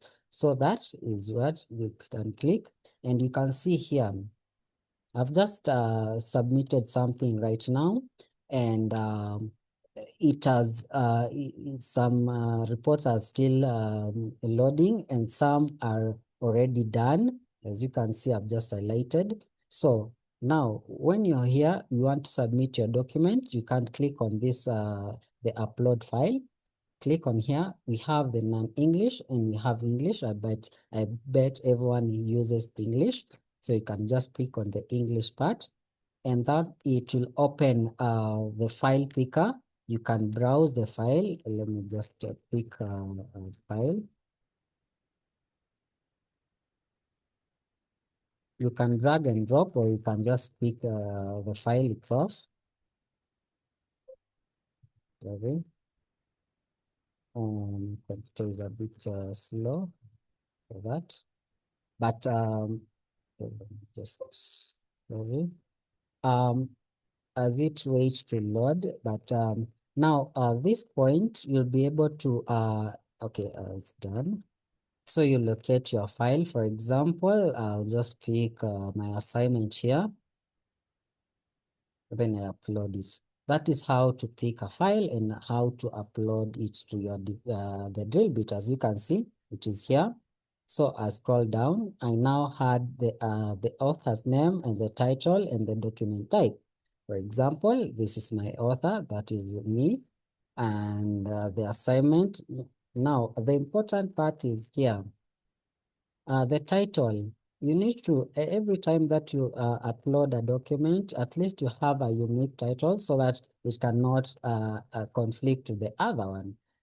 The next one is the document type. The document type here, for example, for mine is the assignment. You can either choose, if it is a research paper, you can pick it. If it's an article that you're searching or wanting to check, you can just pick the article. But for me, we have a lot. We have a class presentation, class report. But for now, let me pick the assignment. I pick the assignment. These are optional, the guide, the email, and the guide name. Then I click on submit. When I click submit, it will automatically align itself here, and it will give you this area. As you can see, the report is still running. And when it is done, it will give you the percentage of the document. Now, for example, if you want to see the report, you can either download it or you can view it here directly. Now, for example, let us start with the AI score. As you can see, this is a AI score for what I've just uploaded a few minutes ago. I just click on the percentage, and it will open the drill bit report here, and it will automatically highlight whatever here it is available. And you can also exclude some materials or some details. For example, I have this exclude the block, and you can see here this one has highlighted. So if I want to exclude that block, I just click on here, and it will automatically Jonah, yes. we've not checked that navigation. It's Oh. not in the screen, so I don't know, Oh, maybe it's loading. sorry. Let me pick. I think it has opened it in the back end. Let me Oh, pick. okay. I bet it is now okay. Now just go back, click so that they're able to see Yes, send it. where you're clicking it from. We are here. Now, the reports, as you can see, my cursor. Yeah. You can see my cursor. We have some reports here. And as you can see, I think it is already done. The first assignment is done, and you can see the similarities 95. That the first one was 58, and the second one is 25. This is because the same assignment I've just uploaded twice. And you can see it is indicating that the similarities is high because it is the same assignment or the same document just uploaded. Now, if you want to check the report itself, you just click the report, the percentage. You can just click on here and it will open the Drillbit report. I hope you are together. Now, as you can see, it has highlighted some. Now we are not able to see. Okay, so let me just click that. I hope that is now okay. So it has opened the report itself, the similarity score. As you can see, it is 95. The AI score is 24.57. And you can see, you can read more details here, or you can even exclude some blocks. And you can see, if you exclude some blocks, it will automatically pick it to be 38. Now, it is important when you don't rely so much on the AI tools that we are having, but it is important to paraphrase or that prompt engineering to assist you, not just the entire document. As the prof said, you don't rely on the AI to do all your citing or all your chapters. At least to help you to do your program or the similarity report. Now, let us stop here. Let me stop here. Let me share the second report. If you want to see the report of the similarities, or we are just here, the 58, you can just click on the percentage again. It will automatically open the similarity report. And it has highlighted all the areas that you're supposed to check. And you can also redo your work and No, we cannot see that. Oh. Perfect. I bet it's okay now. Sorry, I think it is opening on the back end also. That's why. Okay. So as you can see, this is a report, a similarity report, and it has highlighted all the areas that you're supposed to check. And you can see the satisfactory, the part of it. As you can see, if it is 0 to 10%, it is satisfactory. If it is 11 to 40, upgrade. If it is 41 to 60%, it is poor. And this is the highest, but I believe we don't get so much on this area. But I bet it is, we normally do this 10 to 40% there. That is okay, so that you can now do it. As for mine, it is 59. So I'm past of that, so my assignment is poor. So I need to redo it again and submit it. So it is important to check these areas. As you can see, we have some matching informations here. And so these areas, you need to check on them. And if they need of correcting them, you can just redo it and check and correct again. The best point is on this area, you can upload as, I think, twice a day, so that you can be keeping on checking on what you have done and correcting them, so that the final document you can just submit to the IPGS and it will automatically be okay. These reports are Jonah, yes, if I can make a comment there. sure. Thank you. That the sections that you exclude will also be reflected from our end. Yes. We'll just exclude the preliminaries, the references where it is picked. Well, issues that are not about the content. We want you to work on the content. The other items, the preliminaries, can be excluded if they are mapped. The similarity index acceptable level is 15, less than 15%. we've tentatively put around the same 15, sometimes even goes up to 20 AI if the areas mapped out are not on content areas. So after you've excluded, you realize that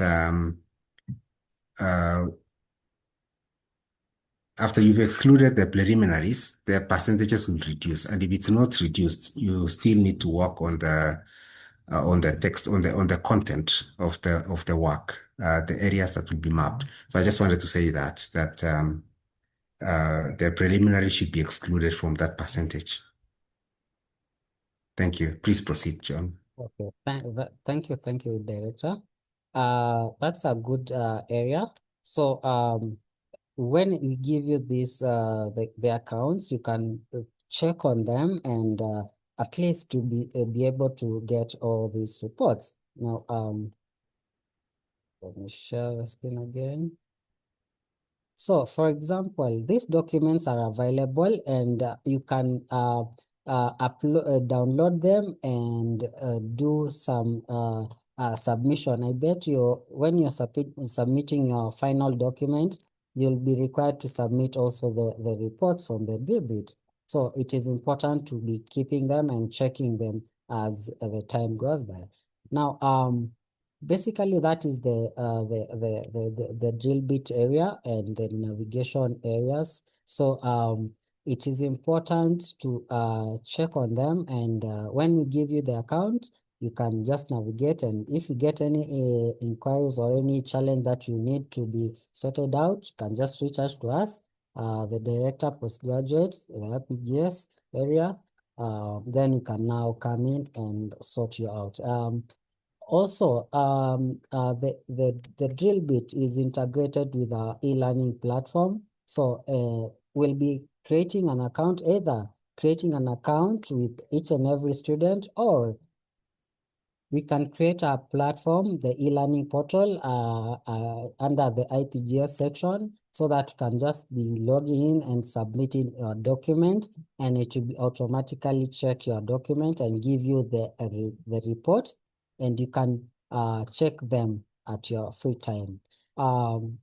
If I can show you, this is an area of the e-learning portal, and we have integrated it with the e-learning, and whatever you'll be submitting as an assignment or as an button submission, you can be able to check, and the drill bit will automatically check to you the resources, and you'll be availing the reports at the section here. As you can see, this is a document just uploaded it, and the drill bit status is queued because the document is a bit long, and it takes time for long document or large document to be processed so that can be completed. But for yours, I bet we'll be creating another one so that you can just feel free to log in and proceed to upload them. Any question? I think I'm done from that section. If there is anything,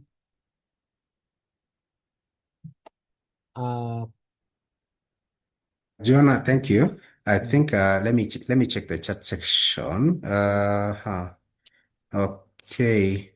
Appendices and references, those are excluded Yeah. from yeah.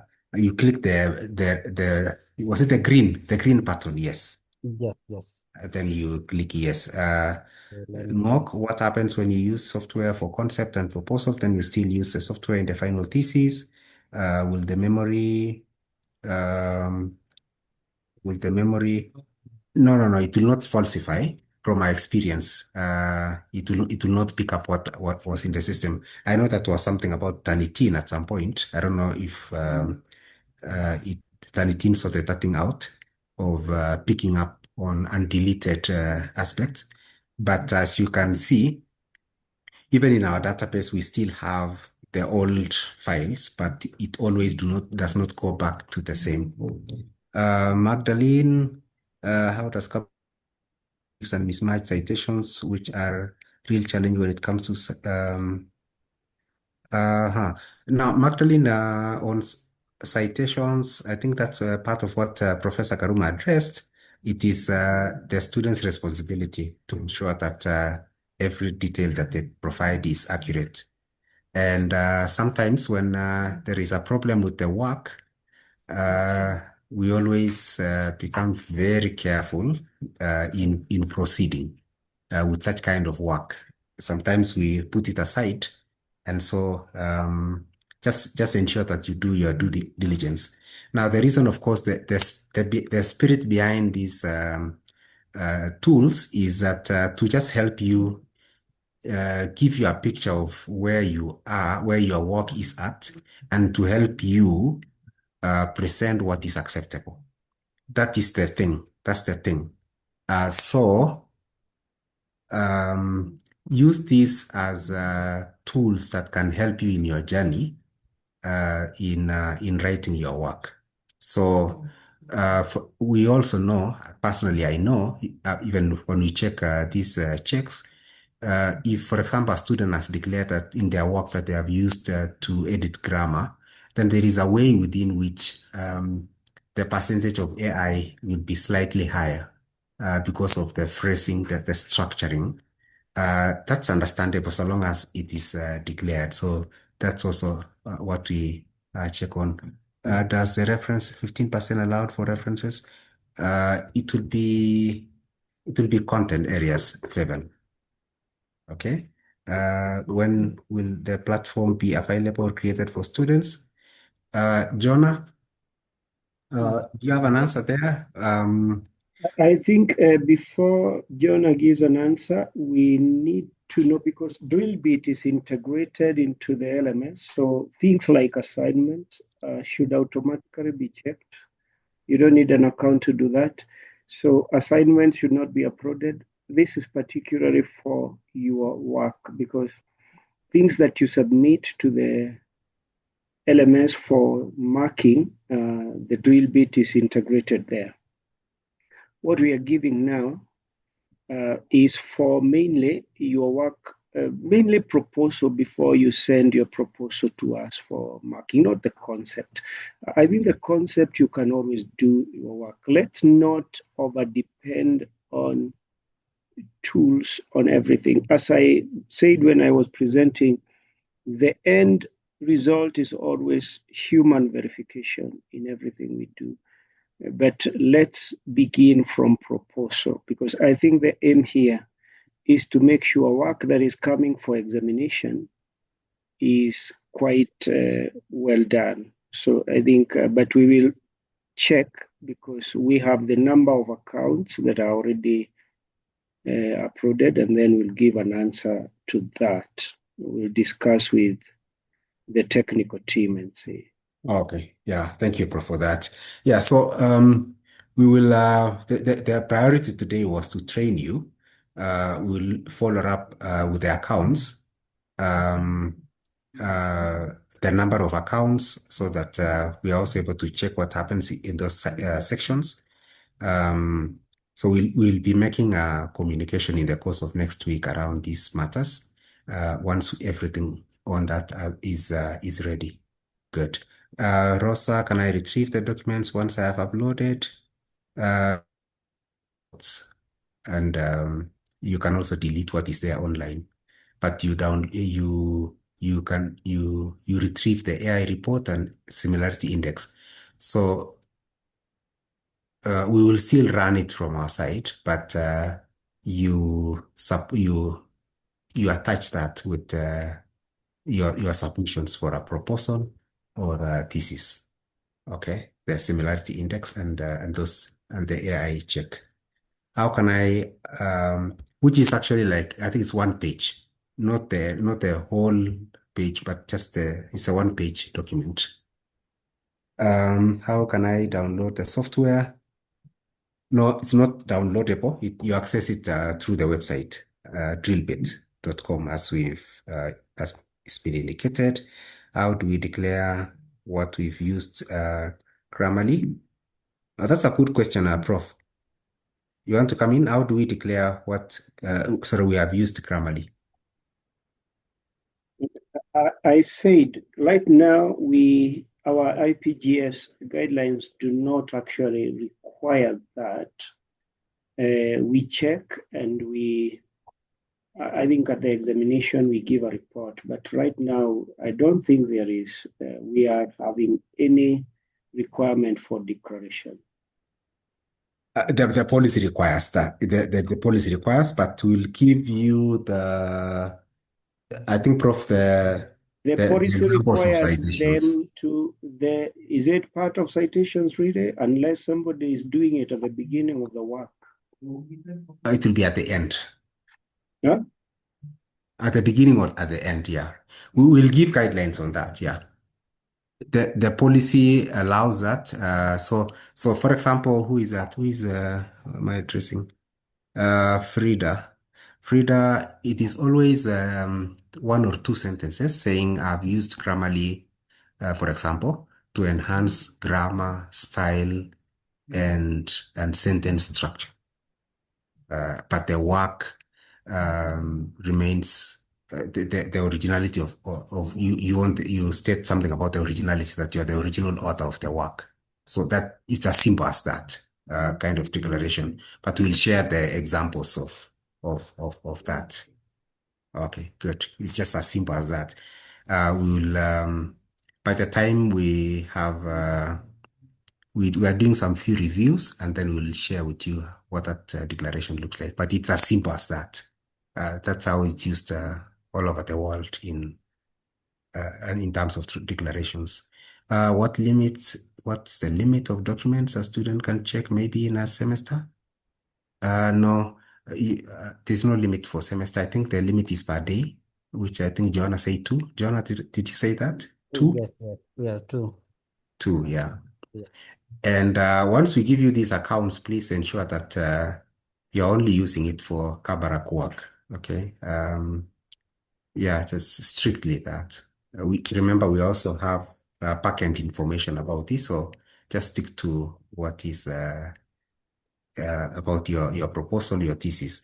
Edit, where do you declare use of AI in your document? For instance, the proposal document. Okay. There's no finality of this right now, Nyapoke. We are discussing on whether to put it on the preliminary sections before the paper. That's before the abstract section. But for now, tentatively, have it after the the reference list. Yes, as part of the AI under AI declaration. Yes. Okay. We'll publish guidelines once we have done revisions, and you'll be guided accordingly before you submit your final document. But have it somewhere before the appendix section there. Okay. Good. Postgraduate. So Maybe now, director. Please come in, the professor. Yeah, I know we are going to come up with declarations, but let me just share some work with some declaration. Okay. This work this comes first. This is a project that was for an institute, but normally, as director is saying, we'll give you the guidance.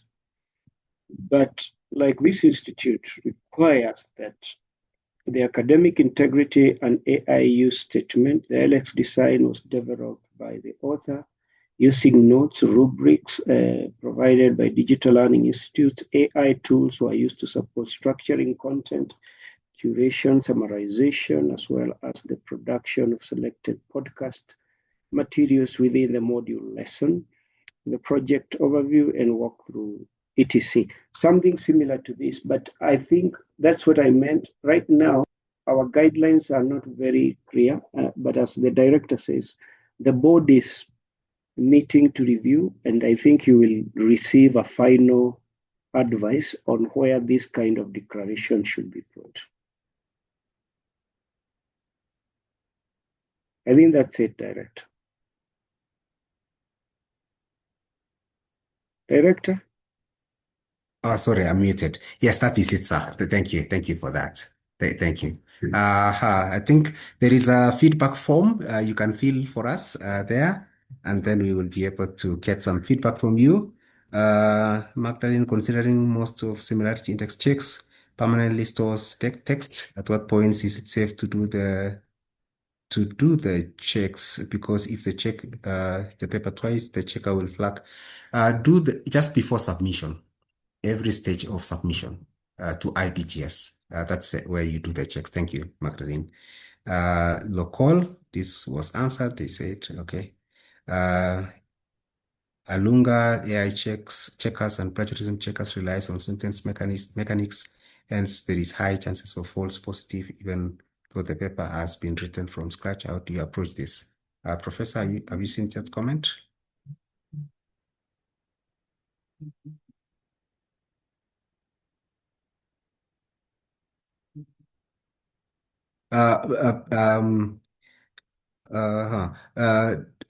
Alunga, Yes, I say can when see you write that. a paper, many papers written from scratch really would not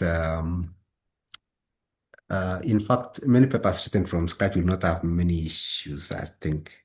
No, but Director, I think we Yeah, have clearly said that yeah, if students followed, I did emphasize human intervention in anything you're doing, whether you have done even myself, when I'm doing or checking your work and using AI checkers like Zero GPT or any other AI checker like even RealBit, the end product is not to penalize the student. The end product is to do my due diligence and physically check. And I think I demonstrated that after I uploaded whatever document and those things were highlighted, I went specifically to check, are they existing or it is a lie of AI?